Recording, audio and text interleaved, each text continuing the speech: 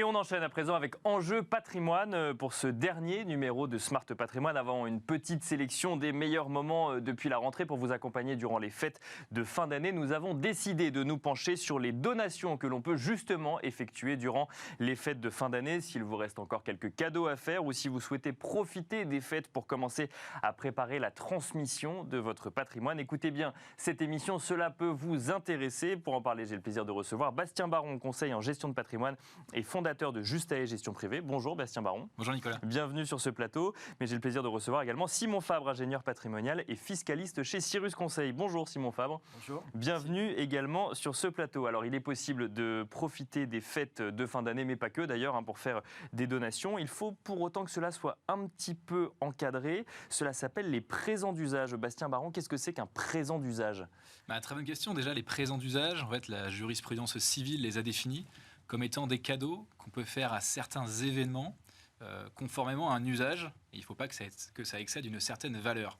Donc, justement, là, on y arrive complètement, vu que l'usage fait que, normalement, aux fêtes de fin d'année, on donne assez facilement en fait, un cadeau. Donc, ensuite, comment ça se définit ? Il ne faut pas que ça excède une certaine valeur.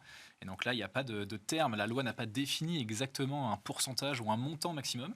Mais en tous les cas, voilà, on dit que, pour simplifier, il ne faut pas que on s'occupe principalement en fait, de la situation financière, patrimoniale et des revenus de la personne qui souhaite donner. D'accord. Donc voilà ce qu'on peut dire. Donc il n'y a pas de limite, mais en fait on va regarder si on ne donne pas trop par rapport à sa propre situation patrimoniale, c'est ça ? Exactement. Donc par exemple, nos parents vont sûrement pas pouvoir donner le même montant que Bernard Arnault en termes de présent d'usage. Chacun va avoir un pourcentage différent. Si on peut donner 1 000 € si jamais on a un patrimoine suffisamment élevé, mais ce même 1 000 € en fait en pourcentage du patrimoine de l'un ou de l'autre, effectivement, ne pourra pas être donné de la même manière. Exactement. Simon Fabre, sur ces présents d'usage, comment est-ce qu'on peut encadrer éventuellement ? Il faut les déclarer par exemple ? Ça reste un cadeau, donc du coup ça sort du scope de l'administration fiscale, ou il faut être un petit peu plus réglo sur le sujet ? Tout à fait l'avantage de ces présents d'usage et ce qui va différencier justement un cadeau, qui sera en fait appelé le présent d'usage, de la donation. Et donc ce présent d'usage a l'avantage de ne pas être assujetti aux droits de donation ou succession et de ne pas être soumis à des quelconques formalités. Donc pas de déclaration particulière à faire auprès de l'administration. L'avantage par rapport à tout ça, c'est évidemment que puisqu'il n'y a aucune déclaration à faire, il n'y a pas de rapport civil, il n'y a pas de rapport fiscal au moment de la succession. L'autre avantage, mais qui va être nécessaire ou plutôt la contrainte qui va être sur celui qui va se déposséder, c'est de pouvoir prouver ce caractère justement de donation dans le cadre d'un cadeau. Et donc d'éviter cette donation et cette requalification éventuelle, un contentieux qui pourrait être... Parce que ça peut être requalifié en donation au moment de l'héritage, par exemple. Tout à fait. Il peut y avoir un risque, aussi bien vis-à-vis de l'administration fiscale, puisque on parle de certains patrimoines, on citait certaines personnes très connues avec des patrimoines conséquents, qui nécessairement ont une capacité de cadeau plus importante et donc une volonté de la part de l'administration potentiellement de requalifier cela et de le taxer. Mais ça peut aussi être une source de contentieux, de futur sur la succession par rapport aux héritiers. Bien sûr, oui, c'est une question qu'on peut se poser. C'est déjà quand on fait un cadeau comme celui-là, est-ce qu'il faut qu'il y ait une certaine équité quand on fait un présent d'usage? Bastien Baron, peut-être. Voilà, après, c'est plutôt pour essayer de préserver, on va dire, la bonne entente familiale. D'accord, c'est pas vis-à-vis de l'administration fiscale. Non, pas forcément. Après, là, on tombe dans le sujet après par rapport aux dons manuels, aux donations qu'on va sûrement aborder par la suite. Après, voilà, le but, c'est plutôt... si quelqu'un a un cadeau de plusieurs dizaines de milliers d'euros et un autre de seulement 1 000 €, bon, forcément, il n'y a peut-être pas avoir un super repas de famille pour les fêtes. Voilà, mais parfois, les raisons du cœur ont aussi des chemins qu'on ne connaît pas. Et il faut aussi comprendre cette spécificité et donc cette preuve de comment donner. C'est se ménager la charge de la preuve. Et donc, nous, notre conseil, puisque le présent d'usage peut porter sur tout type de biens qui peuvent être transmis de la main à la main. Donc, évidemment, je ne peux pas donner mon appartement, puisque là, ce n'est pas de la main à la main. Ah oui, donc ce n'est pas forcément un chèque, ça peut être autre chose. Tout type de biens. Donc, aussi bien un tableau qui serait dans la famille depuis de nombreuses années et qu'on veut transmettre, un bijou de famille, typiquement l'histoire du bijou de famille qui serait remis lors des fiançailles de l'un ou de l'autre des enfants, c'est exactement cette notion de présent d'usage. Il va falloir malgré tout se ménager la charge de la preuve. Donc traditionnellement, on va recommander plutôt une transmission financière avec un intitulé dans le cadre du virement qui sera sans équivoque, joyeux Noël, félicitations pour ton mariage, etc. Pour rappeler effectivement dans quel cas on a transmis ce... Exactement. Je reviens juste sur le sujet de la bague par exemple, ou le diamant, enfin ou la pierre, pardon, c'est pas forcément un diamant qu'on aurait pu transmettre. Ça peut avoir beaucoup de valeur au patrimoine qu'on a, mais on peut se le transmettre de génération en génération. Là, il faut faire très attention, par exemple, quand on le transmet à la génération suivante par rapport à son propre patrimoine. L'administration fiscale peut ne pas se montrer compréhensive par rapport à l'événement exceptionnel d'un mariage. Alors, au-delà de l'administration fiscale, on retombera sur ce que disait sur l'équité, effectivement, on y revient. Sur l'équité, puisque ce bijou, par essence, normalement, ne va pas pouvoir être partagé. Mais effectivement, l'administration fiscale pourrait, dans le cadre d'une démarche belliqueuse, vouloir remettre en cause cette valorisation de l'actif, donc du bijou, par rapport au patrimoine. Encore une fois, comme on l'a précisé, l'appréciation se fait au moment de la transmission. D'accord. Donc à chaque transmission, à chaque présent, à chaque cadeau qui sera fait, il y aura une nouvelle appréciation. L'autre élément qui est important, parce qu'on parle souvent des relations par rapport aux enfants, c'est de se dire que ce caractère de présent d'usage n'est pas nécessairement déterminé ou fixé que à la famille. On pourrait très bien, justement, dans le cadre de festivités particulières, un mariage, honorer les futurs époux et se déposséder de son propre patrimoine sans pour autant retomber dans une donation et donc avoir les avantages de ne pas déclarer et de ne pas être imposé.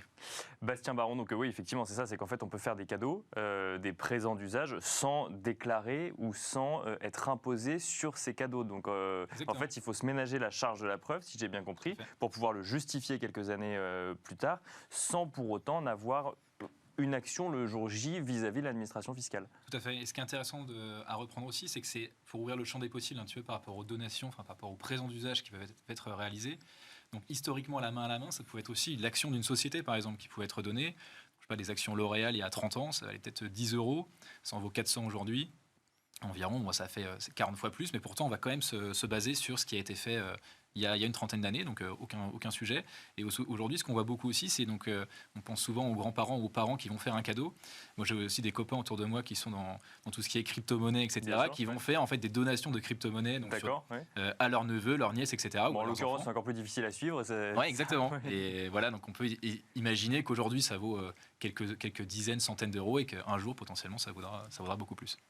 Donc ça, c'est le présent d'usage. Il y a d'autres manières de faire des donations au moment des fêtes. Il y a d'autres possibilités de transmettre une partie de son patrimoine au moment à ces moments clés de la vie, que ce soit les fêtes de fin d'année ou effectivement on a parlé d'un mariage, de fiançailles ou autre. Oui, alors évidemment après on va basculer sur le don manuel, donc là on va arriver sur ce dont on parlait tout à l'heure, c'est-à-dire qu'on va devoir le déclarer à l'administration fiscale, donc c'est pas uniquement pendant les fêtes ou uniquement pendant un mariage ou quelque chose de particulier, mais ce qui est intéressant de voir, c'est que lorsqu'il y a une donation qui veut être réalisée, il y a deux éléments déclencheurs sur la personne qui va donner. Souvent, il y a celui ou celle qui va vouloir optimiser sa transmission, etc. D'accord. Donc, cette personne-là va souvent va aller voir son conseil et va pouvoir être conseillée justement pour voir comment le réaliser au mieux. Et de l'autre côté, il y a la personne qui va entendre parler d'un besoin chez un enfant, un petit enfant, un neveu, une nièce qui a besoin potentiellement d'argent pour s'acheter un appartement, faire un voyage, etc., monter sa boîte. Et dans ces cas-là, c'est vrai que l'échange, il peut se faire quand ? Il va souvent se faire au moment des fêtes, où normalement, en règle générale, il y a des repas de famille, on peut être plus ou moins nombreux. On verra cette année, c'est un petit peu différent. Bien sûr, oui. Et donc, c'est à ce moment-là, en fait, on peut échanger avec les personnes qui sont souvent plus âgées que soi et entendre le fait qu'on va pouvoir... Les fêtes vont être la possibilité d'échanger sur le sujet. Exactement. Après, le don manuel, lui, il est plus encadré vu qu'il est déclaré. Il y a des montants à respecter. On va regarder le patrimoine de celui qui se dépossède comme... Pas forcément. On va pouvoir faire un don manuel. ou une donation en règle générale, selon les montants, etc. Ce qui va changer, c'est effectivement l'abattement qui va pouvoir se réaliser. Et ensuite, je pense qu'on va en parler juste après, c'est la partie fiscale. Donc, c'est-à-dire l'administration, OK, vous avez fait un don de X, mais nous, il faudra peut-être passer à la caisse. Alors justement, la partie fiscale de ce don, Emmanuel, parce que là, tel qu'il est décrit, ça fait rêver. Mais que dit l'administration fiscale pour nous ramener un petit peu à la réalité ? Dans ces cas-là, l'administration fiscale encadre la générosité de celui qui se dépossédera et en fonction du lien de parenté procédera à des taxations qui peuvent aller lorsqu'on est entre tiers qui sont jusqu'à 60% et lorsqu'on est en ligne directe, donc soit pour des ascendants, soit plutôt pour des descendants, c'est le sens normal et traditionnel des opérations, vont aller dans les tranches les plus hautes jusqu'à 45%. On l'évoquait, il y a malgré tout aussi des abattements, donc des montants en dessous desquels on est exonéré, il n'y a pas de taxation. Par exemple, pour un enfant, il est possible de lui transmettre tous les 15 ans, par chaque parent, 100 000 euros en valeur. D'accord. Alors après, évidemment... Et là, on n'est pas taxé là-dessus. Et là, sur ça, on n'est pas taxé, mais il faut le déclarer pour justement faire courir notamment ce fameux délai de 15 ans que j'évoquais, pour pouvoir le renouveler 15 ans plus tard. Pareillement, les taxations, donc le seuil de taxation, c'est un seuil progressif, un barème progressif en matière de taxation pour les enfants, qui commence à 5%, 10%, 15% et donc jusqu'à 45%. On va assez vite être taxé dans des tranches à 20% et on dit de manière générale que l'idée c'est de reconstituer les tranches basses, donc tous les 15 ans, pour pouvoir maîtriser sa fiscalité. Les fêtes vont être l'occasion justement de façon transgénérationnelle de rencontrer, de revoir, surtout dans ces périodes actuelles, les grands-parents, de voir les cousins, les oncles et tantes, et de réfléchir justement globalement, puisque la transmission peut aussi être organisée de façon plus globale en sautant certaines générations. C'est ce qu'on appelle les donations transgénérationnelles. Et ça, c'est possible de la même manière que ce que vous nous avez décrit tout à l'heure, ou c'est encadré de manière un peu différente, les donations transgénérationnelles ? Là, ce sera encore un peu plus encadré, puisque au-delà de l'obligation de déclaration, il faudra recourir à un notaire qui, lui, procédera aux opérations. Et puis, il faut s'assurer, justement, contrairement à ce qui était évoqué juste avant, un besoin particulier pour un bénéficiaire particulier. Là, l'idée, c'est que tout le monde participe et on évite justement les sujets d'inéquité qu'on pouvait avoir sur le présent d'usage, mais qui, eux, sont un véritable cadeau. Là, c'est vraiment l'organisation de sa transmission de manière générale de tout son patrimoine. Et on est limité à ne pouvoir transmettre, évidemment, que ce que l'on possède. Bien Après, sûr. on peut se déposséder de tout ce que l'on souhaite. Bastien Baron, il nous reste quelques minutes. On peut se déposséder pour ses enfants, pour ses petits-enfants, pour les gens qui nous sont chers. On peut aussi faire des dons pour une cause qui nous est chère. Là, on est dans la générosité de Noël, des fêtes de fin d'année. C'est possible aussi. Et là, c'est possible aussi. Exactement, tout à fait. Donc là, il y a plusieurs solutions. Nous, c'est vrai qu'on a l'habitude d'accompagner les clients pour leur déclaration de revenus notamment. On voit que les dons qu'ils ont pu réaliser sont souvent faits en fin d'année. D'accord. Parce que il y a deux sujets. D'une part, c'est le dernier moment pour le faire. D'accord, oui. Déjà. Donc on se réveille, effectivement. Exactement. Et deuxième chose, c'est aussi, on est dans une période de partage, de dons, etc. Il y a le Téléthon qui est souvent en décembre. On arrive dans la période où on entend beaucoup parler des Restos du Cœur également. Donc là, il y a des possibilités qui sont assez fortes. Il y a une incitation importante de l'administration fiscale. Pour les personnes qui sont à l'impôt sur la fortune immobilière, il y a 75% quand même d'abattement sur ce qui est donné. D'accord. 75% de réduction sur le don, jusqu'à 50 000 euros. Donc quelqu'un qui pourrait avoir 7 500 euros d'impôt sur la fortune immobilière à payer en faisant un don à certaines associations d'utilité publique, notamment d'intérêt général, pourrait du coup avoir un abattement, juste en investissant 10 000 euros, un don de 10 000 euros. Ne pas payer d'IFI. Et pour les personnes qui ne sont pas à l'IFI, il y a aussi l'amendement Coluche qui a été prolongé. Et donc, du coup, jusqu'à 1 000 euros de dons, on a 75% aussi de réduction d'impôts. Donc, on a un vrai effort, finalement, seulement de 250 euros. Et ça, pour bien comprendre, c'est peut-être pour ça que vous nous disiez que c'était le dernier moment. C'est qu'en fait, on va être en 2022 payer des impôts sur les revenus de 2021 et on va regarder les donations qu'on a fait aux associations en 2021 jusqu'au 31 décembre, c'est ça ? Tout à fait. Donc là, on arrive sur le dernier timing. Donc, c'est encore possible de le faire. Je pense qu'on a tous les associations en tête qui viennent assez facilement. Donc, voilà, ça peut être, je parlais des Restos du Cœur tout à l'heure, ça peut être aussi la recherche contre certaines maladies, etc. Donc les causes qui sont chères à chacun. Merci beaucoup Bastien Baron, conseil en gestion de patrimoine et fondateur de Justae Gestion Privée. Merci beaucoup Simon Fabre, ingénieur patrimonial et fiscaliste chez Cyrus Conseil. Merci à vous également de nous avoir suivis. C'était la dernière émission Smart Patrimoine de l'année 2021. On se retrouve évidemment en janvier. D'ici là, toute l'équipe de Smart Patrimoine et notamment Com et Pauline qui nous aident chaque jour à la préparation de cette émission vous souhaite de très bonnes fêtes de fin d'année. Je vous souhaite également de très bonnes fêtes de fin d'année. On se retrouve en janvier.